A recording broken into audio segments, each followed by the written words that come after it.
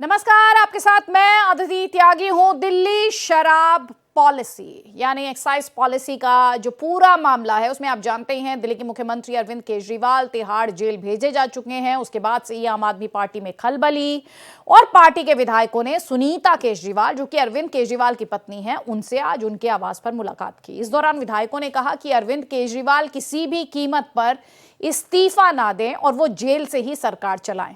वहीं एक और बड़ी खबर यह भी आई कि आम आदमी पार्टी के सांसद संजय सिंह को सुप्रीम कोर्ट से जमानत मिल गई। बड़ी बात क्या रही कि ईडी ने इस जमानत का विरोध नहीं किया। आपको याद दिला दें कि संजय सिंह को पिछले साल अक्टूबर में दिल्ली आबकारी नीति मामले में गिरफ्तार किया गया था। आम आदमी पार्टी के नेताओं की टेंशन उस वक्त से बढ़ी हुई है जब ईडी ने यह दावा किया कि केजरीवाल ने पूछताछ के दौरान कहा कि आतिशी और सौरभ भारद्वाज को विजय नायर रिपोर्ट करता था, उन्हें नहीं। आतिशी एक बार फिर से हमलावर दिखी। उन्होंने कहा मुझे बीजेपी ज्वाइन करने के लिए अप्रोच किया गया और अगर मैंने बीजेपी ज्वाइन नहीं की तो मुझे अरेस्ट किया जा सकता है। उन्होंने कहा कि बीजेपी का इरादा लोकसभा चुनाव से पहले आम आदमी पार्टी के 4 और नेताओं को गिरफ्तार करने का है और इन 4 नेताओं में एक तो वो खुद का नाम बताती हैं, सौरभ भारद्वाज की बात करती हैं, दुर्गेश पाठक और राघव चड्ढा को गिरफ्तार किए जाने की आशंका वो जताती हैं। बीजेपी हमलावर है और इसे लेकर आम आदमी पार्टी के नेता और अरविंद केजरीवाल पर जोरदार प्रहार भी कर रही है। बीजेपी बार बार ये बात कहती रही है कि कैसे सरकार जेल से चलाई जा सकती है। गौरव भाटिया ने आज जो कहा वो भी बता देती हूं। उन्होंने कहा आतिशी को उस व्यक्ति का नाम जरूर बताना चाहिए जिसने उन्हें बीजेपी में आने का ऑफर दिया। तो केंद्रीय मंत्री अनुराग ठाकुर ने कहा कि केजरीवाल ने दिल्ली के रामलीला मैदान से भ्रष्टाचार के खिलाफ आवाज उठाई थी, कहा था सरकार नहीं बनाएंगे, उसके उलट सरकार भी बनाई और भ्रष्टाचार भी कर दिया। और फिर सत्येंद्र जैन से लेकर मनीष सिसोदिया, संजय सिंह और अरविंद केजरीवाल सभी जेल पहुंच गए। और उन्होंने ये भी कहा कि आतिशी और सौरभ भारद्वाज के जेल जाने पर ये भ्रष्टाचार का सिक्सर होगा।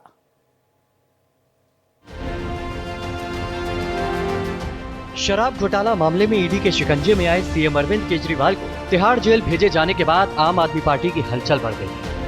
इसी बीच पार्टी के विधायकों ने अरविंद केजरीवाल की पत्नी सुनीता केजरीवाल से उनके आवास पर मुलाकात की। विधायकों ने सुनीता केजरीवाल से कहा कि दिल्ली की जनता केजरीवाल के साथ खड़ी है, किसी भी कीमत पर सीएम अरविंद केजरीवाल इस्तीफा ना दे, जेल से ही दिल्ली की सरकार चलाए।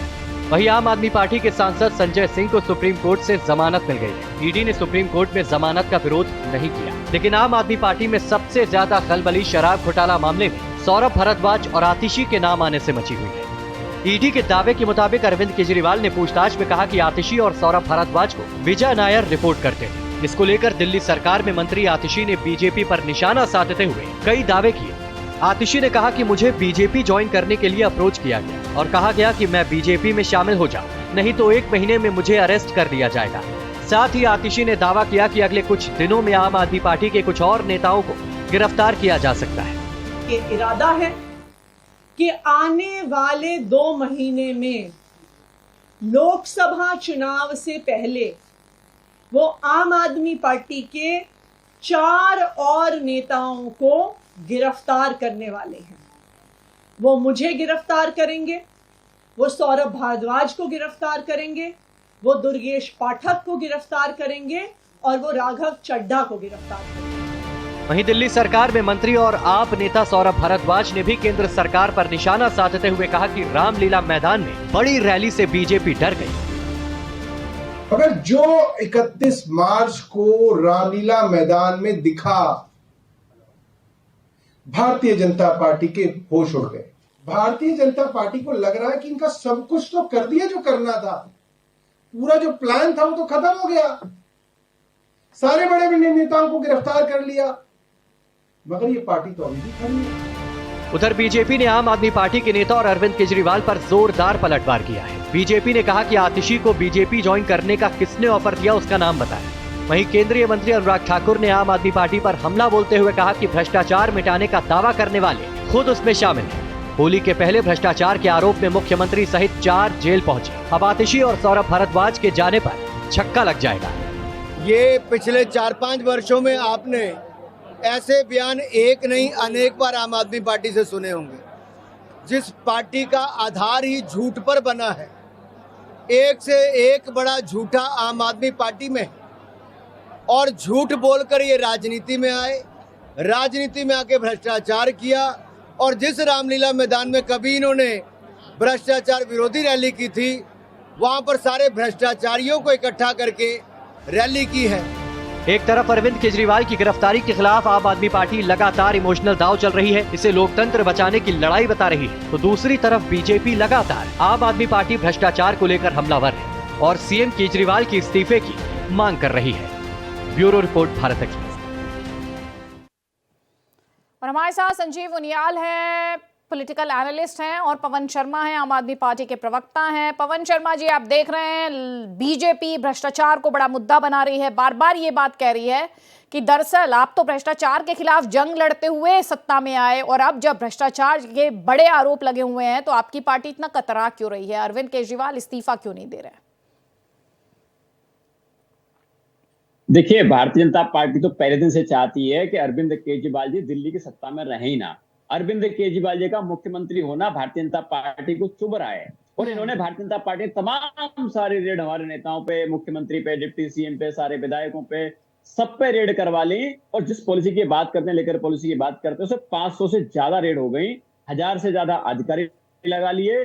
आज तक एक पैसे की मनी ट्रेल, एक पैसे के सबूत आज तक नहीं ला पाए। और आज भी माननीय कोर्ट ने संजय सिंह जी को जमानत दी तो ईडी की सारी करतूत एक्सपोज हो गई। वो भला हो वो हमारे पूरे सारे न्याय तंत्र का, जो ईडी को एक्सपोज कर दिया। ईडी के पास कोई जवाब नहीं था। ईडी हर दिन यही कहती आ रही थी कि हमारे पास मनी ट्रेल है जो साबित कर सकता है, लेकिन आज जब कोर्ट की फटकार पड़ी, कोर्ट ने कहा कि बताइए मनी ट्रेल कहाँ है। आपको 2 साल से ज्यादा हो गए इस केस को पूरा इन्वेस्टिगेट करते हुए, लेकिन आज भी ईडी एक पैसे की कोई गड़बड़ी का सबूत नहीं बता पाई। और हमारे संजय सिंह जी को बेल मिली, और संजय सिंह जी इकलौते ऐसे नेता हैं भारतीय राजनीति में जो भारतीय जनता पार्टी के आगे बिना झुके, बिना भारतीय जनता पार्टी में गए, जेल से बाहर निकल के आए। भारतीय जनता पार्टी की सारी करतूत तो सारे इनके कारनामे एक्सपोज हुए हैं। बजरंग बली का आज दिन था, मंगलवार का दिन था, बजरंग बली ने भारतीय जनता पार्टी को एक्सपोज किया है। और देखिए, भारतीय जनता पार्टी का मुद्दा कोई करप्शन तो है ही नहीं। अगर करप्शन मुद्दा होता, जिस अजीत पवार पे भारतीय जनता पार्टी के बड़े नेता प्रधानमंत्री मोदी जी ने आरोप लगाया था, आपने अजीत जी आरोप नहीं लगाया था, प्रधानमंत्री जी आरोप लगाया कि अजीत पवार 70,000 करोड़ का घोटालेबाज है। और 8 दिन के बाद उसी अजीत पवार को माला डाल के मोदी ने शामिल करा लिया, उसको डिप्टी सीएम बना दिया। ऐसे तमाम सारे लोग हैं जिसको भारतीय जनता पार्टी ने खूब आरोप लगाए। हेमंत बिस्वा शर्मा, ऐसे तमाम सारे लोग हैं, छगन भुजबल, जिसपे भाजपा के लोगों ने आरोप लगाए, लेकिन भाजपा ज्वाइन कर ली, सारे केस बंद हो गए। छगन भुजबल के केस में कहते हैं कि ईडी के फाइल नहीं, मैं आपका एक्चुअली आपका जो आर्ग्यूमेंट है वो समझने की कोशिश कर रही हूं। पवन जी, आप कह रहे हैं कि न्यायतंत्र में अगर यहाँ पे भरोसा है तो न्यायतंत्र में वहां भी भरोसा होना चाहिए जहां पे जमानत नहीं मिली। सही बात है ना? वहां भी सेम ही न्यायतंत्र है, यहाँ भी सेम ही न्यायतंत्र है। आज आप कह रहे हैं कि संजय सिंह झुके नहीं, तो आप ये क्या कह रहे हैं कि मनीष सिसोदिया झुक गए तो इसलिए जेल में बैठे हुए हैं? देखिए, इसको हमको पूरा समझना पड़ेगा। हमारा पूरा भरोसा न्याय तंत्र में है। आम आदमी पार्टी हर नियम कानून को मानने वाली पार्टी है, बाबा करके लिखे संविधान मानने वाली पार्टी है। जब पीएमएलए की बात करते हैं, आज संजय सिंह जी को जमानत क्यों मिली, मनीष सिसोदिया जी को जमानत क्यों नहीं मिली, उसके आपको तथ्य बताना चाहता हूं। संजय सिंह जी को मनी ट्रेल कहाँ है, जो ईडी कहती थी कि है, 2 के बाद पीएमएलए कानून में संशोधन किया। अगर आपके ऊपर आरोप लगते हैं तो सिद्ध आपको भी करने हैं कि मेरे पास कोई आरोप नहीं है। जिससे पहले होता था कि अगर आपके पास आरोप सिद्ध नहीं हुए, अच्छा, तो आप ये कह रहे हैं संजय सिंह ये सिद्ध कर पाए कि उन पर जो आरोप लगे हैं वो बेबुनियाद हैं आपके मुताबिक, और बाकी आपके नेता जो है वो सिद्ध नहीं कर पा रहे हैं? मैं उसी पे आता हूं। देखिए, ये बड़ा सिंपल सा केस था। जब संजय सिंह जी का केस आया, कोर्ट ने कहा कि आपको 2 साल हो गए, मनी ट्रेल बताइए कहाँ है। कोई मनी ट्रेल नहीं मिली, बेल मिल गई। मनीष सिसोदिया जी के केस में, बाकी सारे नेताओं के केस में ईडी यही कहती है कि हमारे पास मनी ट्रेल है। कोर्ट लगातार कहता है, जस्टिस संजीव खन्ना जी ने कहा कि आपका केस 2 मिनट भी ट्रायल में नहीं टिकेगा क्योंकि आपके पास कोई सबूत तो नहीं है। तो भारतीय जनता पार्टी के पास सिर्फ एक एजेंडा है कि जो भी नेता, जो भी विपक्ष का नेता, सवाल है पवन जी, उस सवाल का जवाब मैं चाह रही थी। चलिए कोई बात नहीं, शिखा जी हमारे साथ आ गई। शिखा जी, ये कह रहे हैं आज बजरंग बली का दिन था, बीजेपी को पटखनी दे दी बजरंग बली ने, एक्सपोज हो गए आप आज कोर्ट में। जी, देखिए, ये तो कुछ भी कह रहे हैं। पिछले दिनों से जब से हमने देखा कि केजरीवाल जी कैसे रिमांड पे गए, फिर जेल में गए, तो बौखलाहट में कुछ भी बोला जा रहा है। अभी तक ये कहा जाता था, अभी मैं पिछले दिनों भी आपके साथ भी डिबेट पे थी और जगह पे भी जाना हुआ, तो एक ही बात सामने आती थी, पीएमएलए में तो बेल नहीं होती है।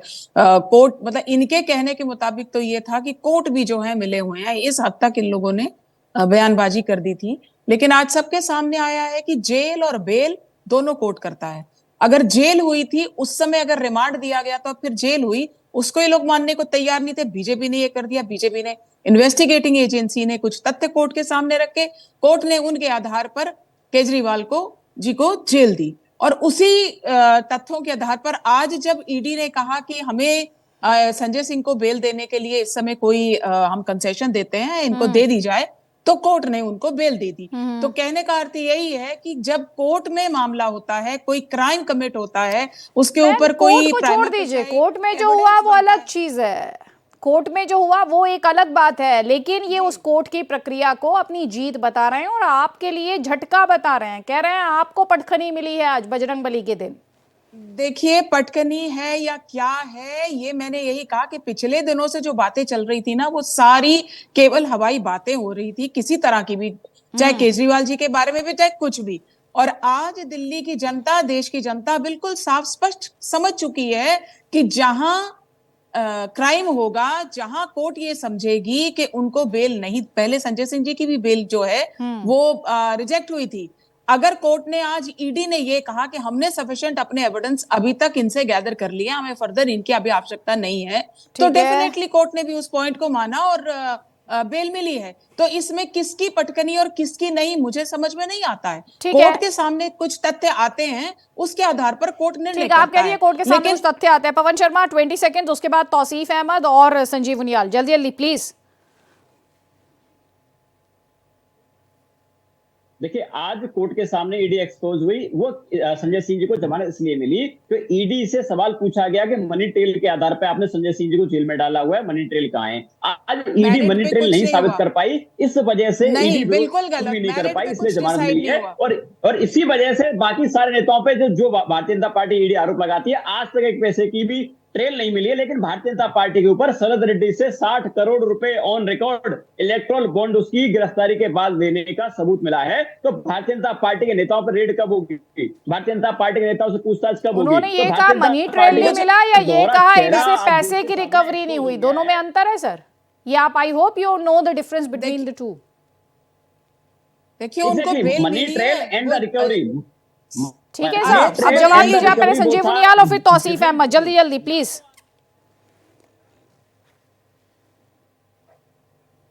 संजीव उनियाल, आवाज आ रही है आप तक? जी, आ रही है मुझे। ये जो डिबेट हो रही है, ये जो आज कोर्ट पाक साफ दिखाई दे रहा है, वही कोर्ट जब जमानत नहीं देता है तो फिर पीएमएलए और उसके जो कानून हैं, और बार बार ये याद दिलाया जाता है कि वहां पर आप गिल्टी हैं अंटिल प्रूवन इनोसेंट। तो आज वो सब कुछ बैक बर्नर पर है क्योंकि आज का फैसला एक पार्टी को सूट करता है। अदिति, 2-3 बातें हैं, बहुत गंभीर विषय। देश के जड़ों तक आपने जो है वो मरकरी डालकर और मिट्टी का तेल डाल के उस हरे भरे पौधे को सुखाने का काम किया है, और धोखा देके, सबोटेज देख करके। आप देखिए कि जब रामलीला मैदान पर अन्ना के आंदोलन को चुरा लेना और उसके बाद इतनी बड़ी पार्टी खड़ी कर देना कि मैं करप्शन करूंगा, करप्शन फ्री कर दूंगा इसको, और पर्चियां निकालना कि आज गुलाम नबी जी का दिन है, आज खुर्शीद जी का दिन है, आज इस तरह की पर्चियों को निकालना, बहनों की, अपने बच्चों की, अपने बेटों की कसम खाना कि मैं कभी करप्शन नहीं करूंगा और मैं किसी कांग्रेस या बीजेपी के साथ सरकार नहीं बनाऊंगा, फिर सरकार बनाना, मैं कभी जो है अपने यहाँ पर किसी तरह की पुलिस की, संतरी की, प्रहरी की कोई जरूरत नहीं पड़ेगी, मैं किसी सरकारी बंगले को यूज नहीं करूंगा, मैं किसी पुलिस वाले को यूज नहीं करूंगा। अभी जो मुद्दा है उस पर बात करिए प्लीज। आज जो सारा वातावरण बदल जाना, एक तरह से पूरे लोग हतप्रभ हो गए, ठगा से महसूस करते हैं। जब पहला मंत्री 2.5 साल अंदर जेल के सड़ता है, वो जाते हैं सेशन कोर्ट में, उनको बेल नहीं मिलती। सत्येंद्र जैन को हाई कोर्ट में बेल नहीं मिलती, उसके बाद उनको जो सुप्रीम कोर्ट में बेल नहीं मिलती, वो दोबारा से सर्कल लगाते हैं। 8 बार उनकी जमानतें फेल हुई, 2.5 साल हो गए। उसके बाद संजय सिंह जाते हैं, मनीष सिसोदिया जाते हैं, सब टिकट जाते हैं। ये क्या हुआ?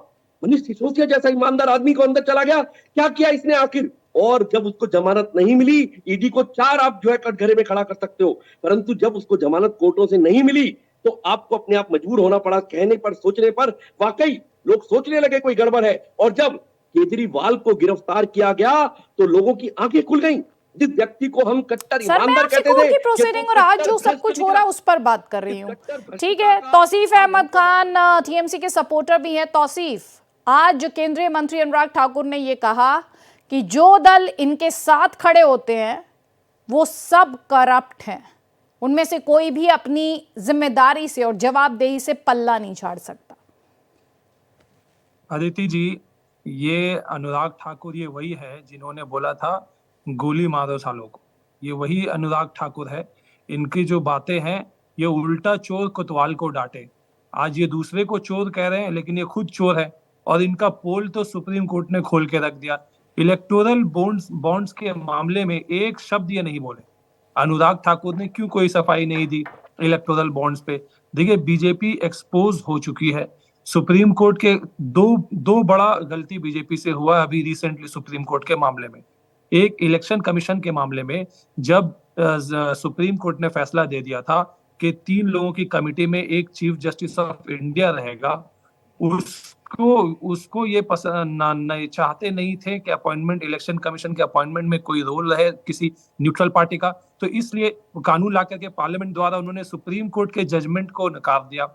और दूसरी तरफ जब इलेक्टोरल बॉन्ड पे फैसला आ गया, सुप्रीम कोर्ट ने क्लियरली कह दिया कि सारी डिटेल्स फर्निश कर दो।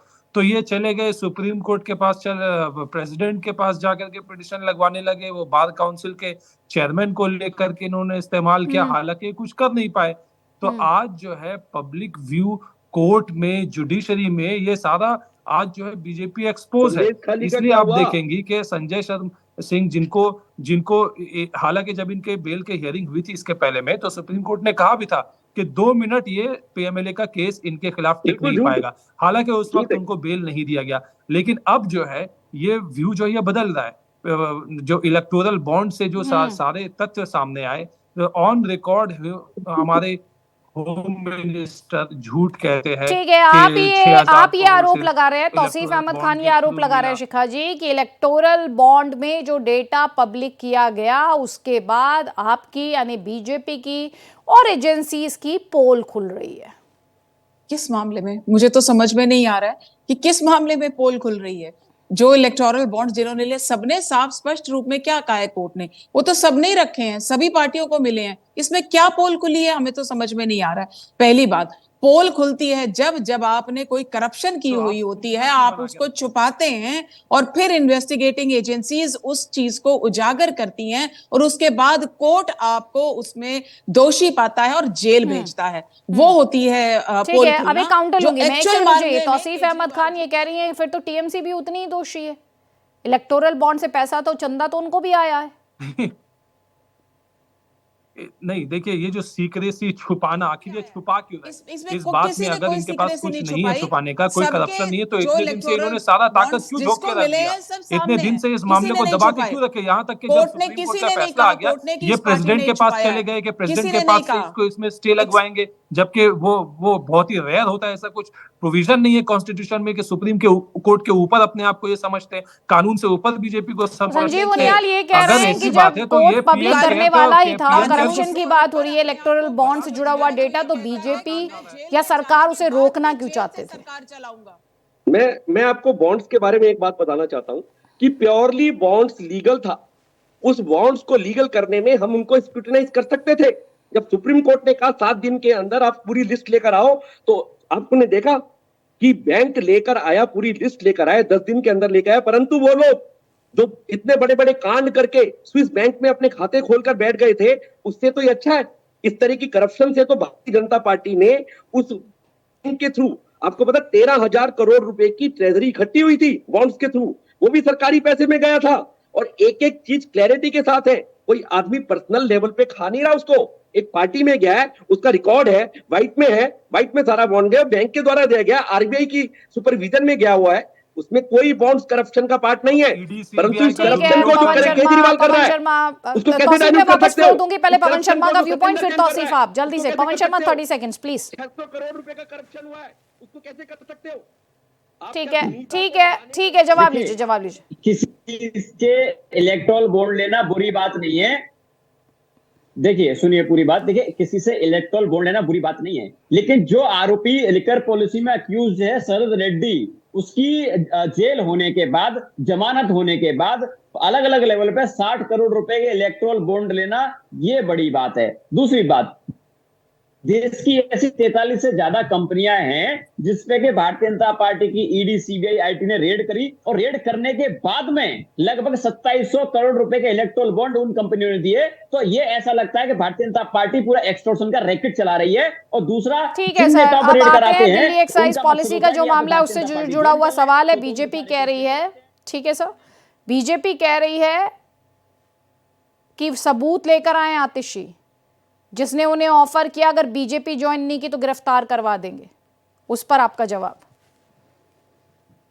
देखिए भारतीय जनता पार्टी के बहुत बड़े नेता हैं जिसको कि हमने 2013 में वीडियो जारी किया था, और तमाम सारे ऐसे राज्य हैं जी जहां पे भारतीय जनता पार्टी के खिलाफ लोगों ने मैंडेट दिया, वहां पे इन लोगों ने विधायक तोड़ के सारी सरकारें बनाई। वो देश के सामने है। नहीं सर, दो चीजों में अंतर है। आपके हिसाब से जो इन्होंने सरकारें गिराई वो एक पॉइंट है, लेकिन अगर मैं कल ये जाके दावा करूं कि भाई मुझे फला ने ऑफर किया और मुझे धमकाया है, तो उसका कोई तो रिकॉर्ड होगा मेरे पास।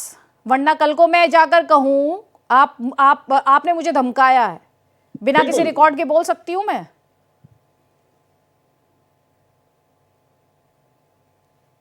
पवन जी, आप ही से पूछ रही हूं। बिल्कुल अदिति, देखिए सही समय आने पे सारी साक्ष्य हम देश के सामने शेयर करते हैं। हमने शेर सिंह डागर भाजपा का बहुत बड़ा नेता था, अदिति जी, शेर सिंह डागर भाजपा का बहुत बड़ा नेता है वो, उसको हमने वीडियो रिकॉर्डिंग जारी करी थी। उस पर क्या कार्रवाई हुई? प्रधानमंत्री जी ने कोई कार्रवाई नहीं करी, बजाय उसको शाबाशी दी। ऐसे तमाम सारे राज्य जब भाजपा में लोग बीजेपी में लोग शामिल होते हैं, तो भाजपा कैसे शामिल आती है? सर ये अब वो ये ऐसा हो गया कि आरोप लगाओ और आगे बढ़ जाओ, आरोप लगाओ और आगे बढ़ जाओ, ये इस तरह की राजनीति इस वक्त हो रही है। शिखा राय जी ये कह रहे हैं बीजेपी तोड़ना चाहती है आम आदमी पार्टी को, जो इनकी सेकंड लाइन ऑफ लीडरशिप है उसे डिस्ट्रॉय करना चाहती है, तहस नहस करना चाहती है।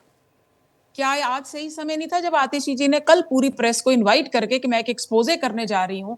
इससे भी ज्यादा कोई और सही समय होता जब वो उनको ये बताना चाहिए था कि ये इस आदमी ने इस समय ये इतने पैसे मेरे से लिए, भाई मेरे पास ये सबूत है। ये बातें ये शुरू से करते आ रहे हैं। आपको ध्यान होगा प्रेस कॉन्फ्रेंसेस में ऐसे पेपर लहराए जाते थे, खाली पेपर होते थे और कह दिया जाता था ये फलां का डॉक्यूमेंट है, ये फलां की चिट्ठी है। ये आम आदमी पार्टी की ऐसा ही इनका ट्रेंड है, इनका स्टाइल है, ये वर्किंग इनका स्टाइल यही रहता है कि खाली आरोप लगाओ, बात देखी जाएगी। और उसके बाद आपको पता है कई बार माफिया मांगी है इन्होंने कोर्ट में, जब किसी के ऊपर भी इल्जाम लगा देते हैं। तौसीफ अहमद खान, इलेक्टोरल बॉन्ड का मुद्दा आप उठा रहे थे, लेकिन क्या ये माना जाए 2024 के इलेक्शन में भ्रष्टाचार एक बार फिर से एक बड़ा मुद्दा बनने जा रहा है? आप इलेक्टोरल बॉन्ड की बात करें, दिल्ली एक्साइज पॉलिसी की बात करें, इसके अलावा परिवारों की करप्शन की बात कर रहे हैं। तौसीफ, आपने शायद खुद को म्यूट किया हुआ है, please unmute yourself. Aditi, electoral bond इस सदी का सबसे बड़ा स्कैम है, ये कहने वाला निर्मला सीतारमण जो बीजेपी की मिनिस्टर हैं, उनके पति जो कि एक जाने माने इकोनॉमिस्ट है, उन्होंने ये बात कहा। अगर अपोजिशन के अकेला अपोजिशन तो नहीं कह रहा, केवल अपोजिशन के नेता कहेंगे तो बीजेपी वाले बोल सकते हैं तो अपोजिशन है, ये तो यूं ही इल्जाम लगा दें। भाई देश के जितने जानकार हैं, बड़े बड़े इकोनॉमिस्ट हैं, बड़े बड़े इंडस्ट्रियलिस्ट हैं, उनसे आप पूछिए कि ये जो टीएमसी को चंदा मिला उस पर आप क्या डिफेंस है आपका? कितना बड़ा स्कैम है ये। आज टीएमसी को जो चंदा मिला, क्योंकि बीजेपी के बाद नंबर 2 पर जो पार्टी रही वो टीएमसी रही, सुन तो लीजिए प्लीज, तो उस पर आप क्या कहेंगे? मैं ये पूछ रही हूँ आपसे। मैं आपका सवाल नहीं सुन पाया। मैं कह रही हूँ इलेक्टोरल बॉन्ड में सेकंड सबसे ज्यादा शेयर किसी को मिला तो वो टीएमसी है। तो अगर ये सबसे बड़ा स्कैम है तो टीएमसी को भी पैसे मिलना क्या स्कैम है आपकी नजर में? नहीं, स्कैम तब होता अगर तृणमूल भेज करके सीबीआई को अगर भेज करके कर रही होती पैसा वसूली, तो फिर वो कहा जाता कि ये स्कैम है तृणमूल का। भाई यहाँ पे ईडी सीबीआई को भेज करके पैसा वसूली का काम बीजेपी कर रही है। तृणमूल के पास में, तृणमूल की सरकार जो है वो बंगाल में है, वो दिल्ली में नहीं है। ईडी सीबीआई तृणमूल बंगाल सरकार के अंदर में ईडी सीबीआई आईटी नहीं है, ये सब बीजेपी सरकार में, केंद्रीय सरकार में, मोदी सरकार में, तो स्कैम का इल्जाम उन पे लगता है। चलिए ठीक है, मेरे पास वक्त का अभाव है, ये पॉलिटिकल बयानबाजी और राजनीतिक आरोप प्रत्यारोप हैं, वक्त इतना ही है मेरे पास। आप सभी का बहुत बहुत शुक्रिया इस डिस्कशन को ज्वाइन करने के लिए। लेकिन जिस तरीके से ये पूरा पॉलिटिकल नैरेटिव या ये कहा जाए सियासी पिच पर भ्रष्टाचार की वापसी हुई है, इस मुद्दे की वापसी हुई है और दोनों ही पक्ष इसे तूल दे रहे हैं और इसे बड़ा मुद्दा बनाना चाहते हैं, तो ये कहना गलत नहीं होगा कि 2024 के जो सेंट्रल मुद्दे होंगे, जो बड़े मुद्दे होंगे, उनमें भ्रष्टाचार टॉप में रहने वाला है।